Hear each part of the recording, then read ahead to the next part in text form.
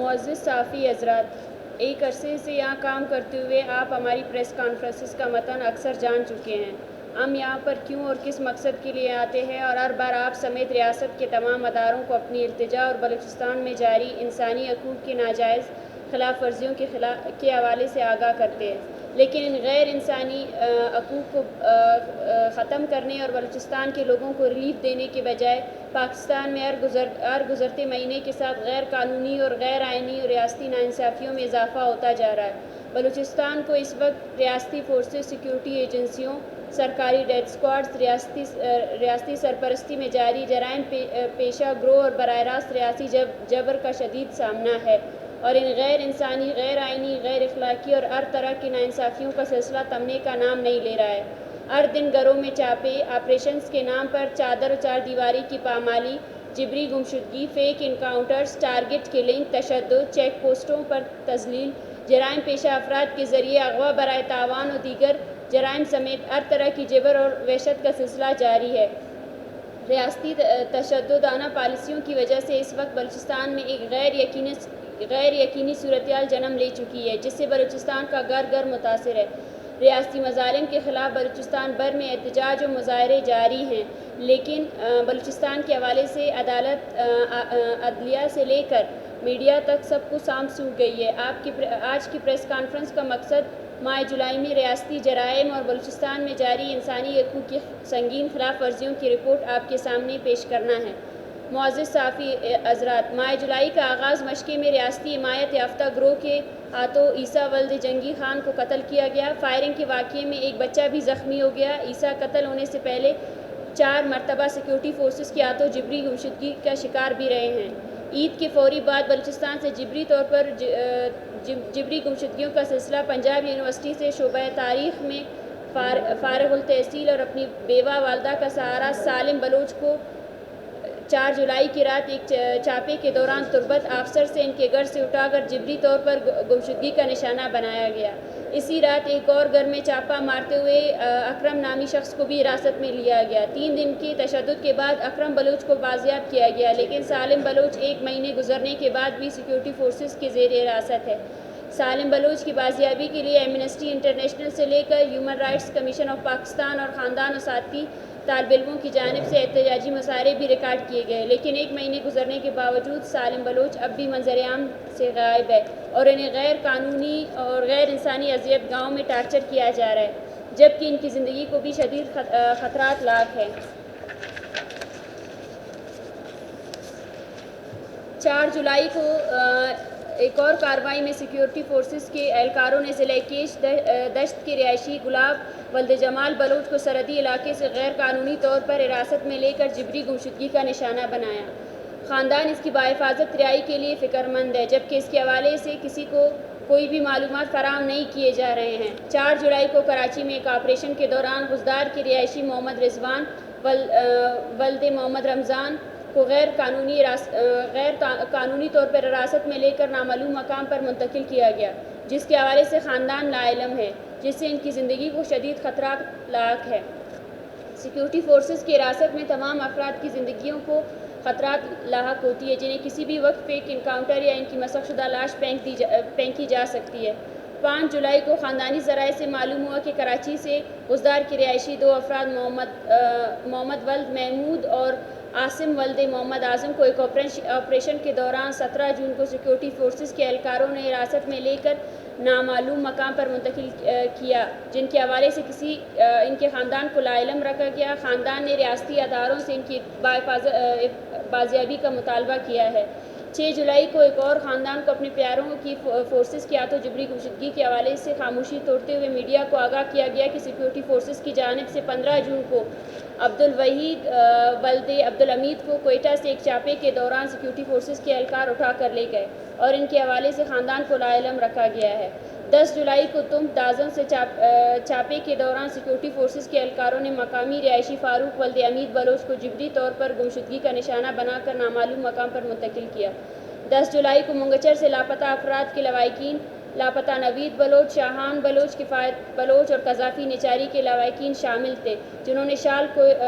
شال ٹو کوئٹہ کراچی مرکزی شاہراہ کو بند کر کے اپنے پیاروں کی بازیابی کا مطالبہ کیا،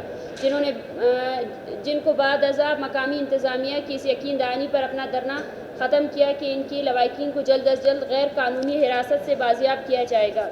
11 جولائی کی رات تنگ سے ماسٹر برکت کی 17 سالہ نوجوان بیٹے حکمت علی کو ایف سی کے اہلکاروں نے ایک غیر قانونی چھاپے کے دوران اٹھا کر لاپتہ کیا۔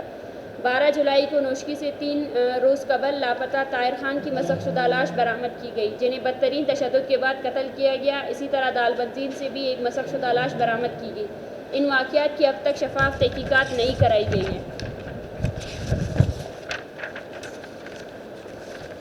12 جولائی کو بلوچستان کے ضلع ڈیرہ بگٹی میں آپریشن کا آغاز کیا گیا، جس کے نتیجے میں متعدد افراد کو جبری طور پر گمشدگی کا نشانہ بنایا گیا، جبکہ کئی علاقوں میں بمباری اور فائرنگ بھی کی گئی، جس سے لوگوں کے معاش کو شدید نقصان پہنچا۔ اسی طرح آپریشن کے دوران متعدد افراد کو جبری طور پر گمشدگی کا نشانہ بنایا گیا، جس میں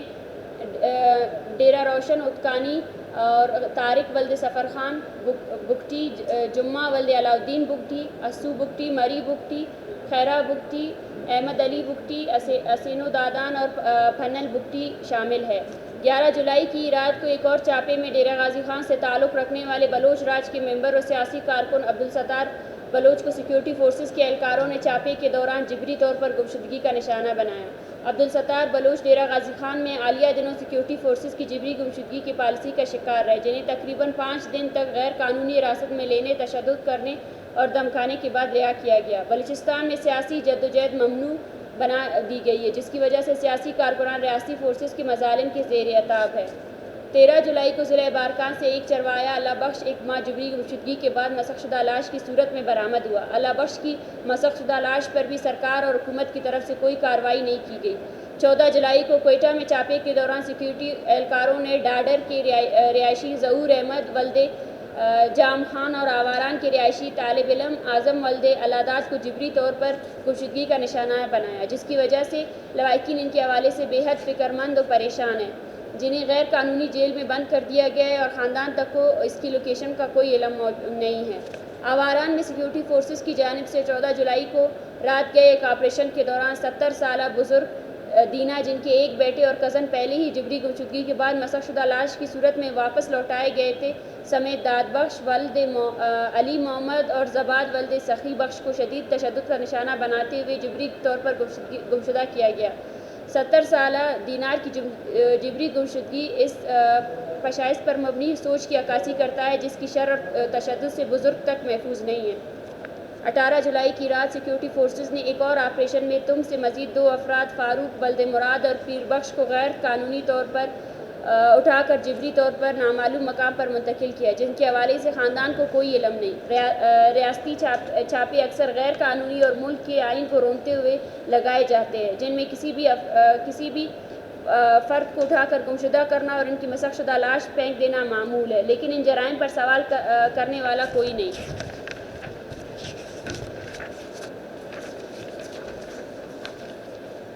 18 جولائی کو کھیچ میں ایک چھاپے کے دوران شہید کیگت بلوچ کے 2 بیٹوں صغیر بلوچ اور رحیم ولد عبدالصمد کو جبری طور پر گمشدگی کا نشانہ بنایا گیا۔ اس سے پہلے بھی انہیں جبری طور پر گمشدگی کا سامنا رہا ہے۔ ان کی والدہ بھی ایک چھاپے کے دوران انتقال کر گئی تھی۔ 19 جولائی کو سیکورٹی فورسز نے ایک آپریشن کے دوران خاران کے رہائشی استاد حافظ اورنگزیب کو جبری طور پر گمشدگی کا نشانہ بنایا۔ ایک ہفتے تک شدید تشدد اور ٹارچر کے بعد انہیں رہا کیا گیا، جس سے انہیں ذاتی طور پر شدید نقصان پہنچا اور ان کے لواحقین نے شدید ذہنی اذیت برداشت کی۔ 19 جولائی کو فورسز نے تربت کے شہر کولوا اسٹاپ سے دن دہاڑے 10ویں جماعت کے طالب علم شاہد ولد چارشنبے کو غیر قانونی طور پر حراست میں لینے کے بعد نامعلوم مقام پر منتقل کر دیا۔ کمسن شاہد کی جبری گمشدگی بلوچستان میں بچوں کی جبری گمشدگی کے واقعات کو واضح نشانی ہے۔ بلوچستان میں ریاستی شر سے کوئی بھی محفوظ نہیں۔ 22 جولائی کو کراچی سے مند کے رہائشی نوجوان طفیل بلوچ اور مشکے کے رہائشی دینار ولد محمد اقبال کو جبری طور پر گمشدگی کا نشانہ بنا کر لاپتہ کر دیا گیا، جو کراچی سے بلوچ افراد کی جبری گمشدگی اور غیر قانونی حراست میں لینے کا تسلسل ہے، جو شدت سے جاری و ساری ہے۔ 23 جولائی کو تم سے ایک اور نوجوان راشد بلوچ کو جبری طور پر اٹھا کر نامعلوم مقام پر منتقل کر دیا گیا، جن کے حوالے سے اب تک کسی کو کوئی بھی علم نہیں ہے۔ جس سے خاندان شدید اذیت میں ہے۔ 24 جولائی کو منظر-عام پر آنے والے ایک اور کیس کے مطابق فقیر محمد ولد نصیر احمد کو ناصر آباد سے اپنے زمبات گاڑی سے جاتے ہوئے سیکورٹی فورسز کے اہلکاروں نے اٹھا کر جبری طور پر گمشدگی کا نشانہ بنایا، جن کے حوالے سے 3 ماہ گزرنے کے بعد بھی معلوم نہیں۔ خاندان فکرمند ہے اور ان کی باحفاظت بازیابی کا مطالبہ کرتی ہے۔ 25 جولائی کو رات اسلام آباد سے چھاپے کے دوران سیکورٹی اور ایجنسیوں کے اہلکاروں نے پسنی و تربت کے رہائشی 2 طالب علم جواد اقبال اور زید بلوچ کو جبری طور پر گمشدگی کا نشانہ بنایا، جو تعلیم کے غرض سے اسلام آباد میں رہائش پذیر تھے اور اپنی تعلیم جاری رکھے ہوئے تھے۔ اسلام آباد سے طالب علموں کی جبری گمشدگی اس بات کی غمازہ ہے کہ بلوچستان ہی نہیں بلکہ بلوچ بالخصوص نوجوان پاکستان کے کسی بھی کونے میں ہو وہ محفوظ نہیں ہیں۔ 26 جولائی کو آواران میں ریاستی سرپرستی میں قائم ڈیتھ اسکواڈز کے اہلکاروں نے محمد عظیم ولد محمد اعظم کو جبری طور پر گمشدگی کا نشانہ بنایا۔ 27 جولائی کو ایک آپریشن کے دوران گوادر سے ایک طالب علم جبار ولد حاجی اسلم کو سیکورٹی فورسز نے جبراً لاپتہ کر دیا۔ گوادر میں وزیر اعظم شہباز شریف و آرمی چیف کی موجودگی کے دوران جبار سمیت مجموعی طور پر 4 افراد کو حراست میں لے کر نامعلوم مقام پر منتقل کیا گیا، جن میں فاروق، الطاف اور قمر شامل ہے، جس سے ان دوروں کے مقاصد واضح ہو جاتے ہیں۔ جبار سمیت تمام طلباء کو رہا کیا جائے جنہیں دہشت زدہ کرنے کے لیے اٹھایا گیا ہے۔ مجموعی طور پر اس مہینے 43 سے زائد افراد کو جبری طور پر گمشدگی کا نشانہ بنایا گیا، جبکہ 6 سے زائد افراد کی مسخ شدہ لاشیں برآمد ہوئی۔ اس کے علاوہ چاغی میں نام نیاز جرگے کے ہاتھوں ایک خاتون کا قتل، وڈ میں ڈیتھ اسکواڈز کا فورسز کی سرپرستی میں بطہ خوری، قتل و غارت گری اور عالیہ دنوں وڈ کے لوگوں پر خیر برسانا، غزدار میں طلباء پر پولیس فورس کا استعمال، کراچی کے مختلف علاقوں میں آئے دن آپریشنز، کیچ آفسر میں لوگوں کی زندگیوں کو مشکلات میں ڈالنا اور ان دیگر تمام مظالم کا سلسلہ جاری و ساری ہے۔ یہ وہ واقعات ہیں جنہیں رپورٹ کیا گیا ہے، جبکہ انگنت ایسے کیسز ہیں جو رپورٹ نہیں ہوتے ہیں۔ بلوچستان میں خودکشی کے بڑھتے واقعات بھی پریشان کن ہیں، البتہ بعض اوقات مقامی ڈیتھ اسکواڈ کے اہلکار دباؤ اور بلیک میلنگ کے ذریعے انہیں ایسا کرنے پر مجبور کرتے ہیں۔ پریس کانفرنس کی توسط سے میڈیا کو توجہ بلوچستان میں جاری غیر انسانی حقوق کی جانب لے آنا چاہتے ہیں اور حکومت و متعلقہ اداروں سے مطالبہ کرتے ہیں کہ اگر بلوچستان کے مسئلے پر پرامن حل نکالنا ہے تو بلوچستان میں جاری غیر انسانی حقوق کی خلاف ورزیوں کو روکنا بنیادی شرط ہے۔ شکریہ۔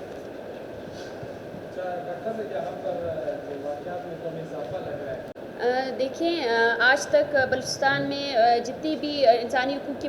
پامالیاں ہے ان میں اضافہ ہوا ہے۔ اس کی واحد وجہ یہ ہے کہ عدلیہ سمیت پارلیمنٹ کوئی بھی اس مسئلے پر ایک حکمت عملی بنانے سے انکاری ہے۔ جبری گمشدگیوں کا مسئلہ انتہائی ایک المیہ بن چکا ہے۔ اس پر اگر ہم کہیں کہ کوئی بھی سیاسی جماعت اگر 4 لاپتہ افراد رہا ہو جاتے ہیں تو اس پر خوشی کا اظہار کرنے کے بجائے ہم سب کا مقصد یہ ہونا چاہیے کہ جبری گمشدگیوں کو قانوناً جرم قرار دیا جائے، بلکہ اس کے برعکس اب ہم دیکھتے ہیں کہ پارلیمنٹ میں ایک ایسا بل منظور ہوا ہے جس سے جبری گمشدگی کو باقاعدہ طور پر ایک قانونی جواز بنا کر لایا گیا ہے، اور سیکیورٹی ایکٹ کے تحت جو ہے نا آج کے بعد سے جو لاپتہ افراد کے لواحقین جو ایک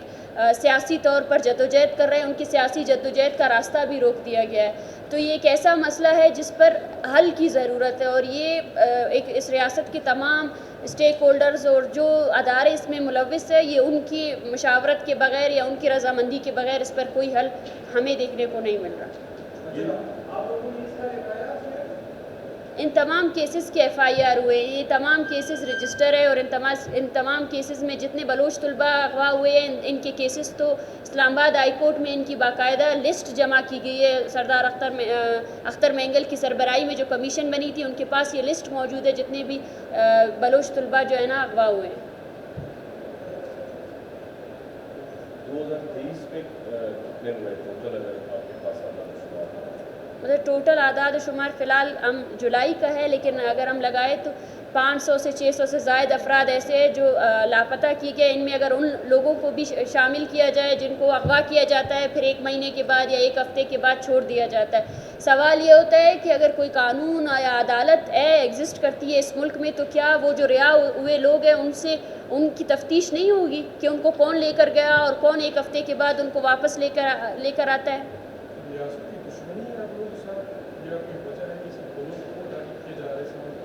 یہ سوال تو میں کہتی ہوں کہ آپ ریاست سے پوچھیں. ہم بھی یہ سوال بارہا کرتے رہے ہیں, تقریباً پورے 80 سال سے ہمارے آباء و اجداد نے بھی یہی سوال کیا, اور آج ہم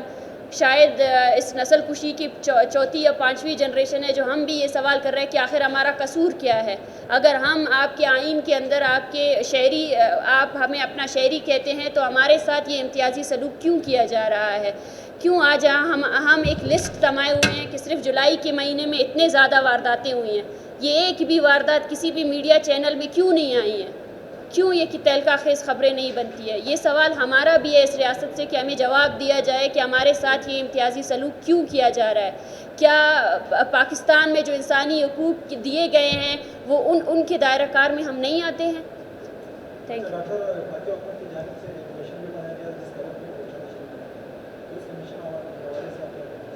دیکھیے, کمیشن کا وقت جو کوئٹہ تشریف لایا, اس کمیشن کا دائرہ کار شاید بلوچ طلباء کے جبری گمشدگی اور ان کی ہراسگی اور پروفائلنگ تک تھا, لیکن ہم دیکھتے ہیں کہ بلوچستان میں جبری گمشدگی کا مسئلہ اتنا زیادہ سنگین ہے کہ وہ کمیشن کا نام سنتے ہی بلوچستان کے دور دراز علاقوں سے لوگوں نے پتہ نہیں کہاں سے کرائے کے پیسے بھی جمع کر کے وہ یہاں آئے, اور وہ کمیشن کے سامنے بھی پیش ہوئے کہ ہمارا یہ فلاں خاندان کا فرد ہے اور اتنے عرصے سے اغوا ہے. تو کمیشن نے ایک بریف رپورٹ بھی اپنی پیش کی, لیکن اس کے باوجود بھی مطلب اس کا کوئی حل ہمیں نظر نہیں آ رہا ہے کہ اس پر کارروائی کیسے ہوگی. کیسے آپ باقی چیزوں کو چھوڑے, جس چیز کے لیے وہ کمیشن بنی تھی بلوچ طلباء کی جبری گمشدگی, وہ بھی ابھی تک حل طلب نہیں ہو سکا ہے. اسلام آباد کے اندر ہی بلوچ طلباء کو اغوا کیا جاتا ہے, جس کے ہائی کورٹ نے یہ کمیشن بنایا ہوا ہے. تو